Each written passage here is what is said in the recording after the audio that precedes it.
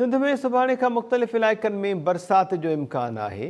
सखर, शिकारपुर, कंबर, नवाबशाह समेत ॿियनि इलाइक़नि में बरसाति जो इम्कान आहे। मौसमियात खाते जो चवणु आहे त हैदराबाद, ठट्टू, बदीन, उमरकोट, मीरपुर ख़ास में 22 जून ते बरसाति थी सघे थी। चीफ मेट्रोलॉजिस्ट सरदार सरफराज़ जो चवणु आहे त कराची में ईंदड़ 3 ॾींहंनि ताईं मौसम झुड़ाली हूंदी। कराची में हल्के बरसात जो इम्कान ज़ाहिर कयो वियो आहे। सिंध में सुभाणे खां मुख़्तलिफ़ इलाइक़नि में बरसात जो इम्कान आहे।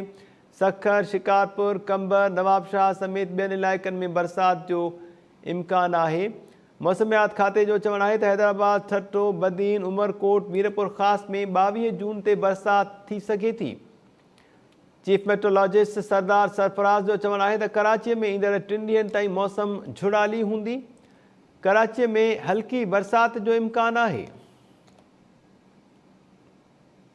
सरदार साहब बताइएगा, क्या कहेंगे, मॉनसून जो है वो कराची में कब से एंट्री देगा, मौसम की सूरत हाल से तरह में आगाह है? देखिए, कराची में अभी तो चंद एक दिन कोई ऐसी मेजर बारिश का इम्कान नहीं है। अलबत्ता 22 तारीख को परसों यानी इम्कान हो सकता है कि कुछ गर्द आलूद हवाएँ चलें और हो सकता है किसी जगह में इक्का दुक्का जगह पे लाइट रेन भी हो जाए, लेकिन जनरली पार्टली क्लाउडी वेदर और रात में और सुबह में जैसे इम्कान होता है बूंदाबांदी का।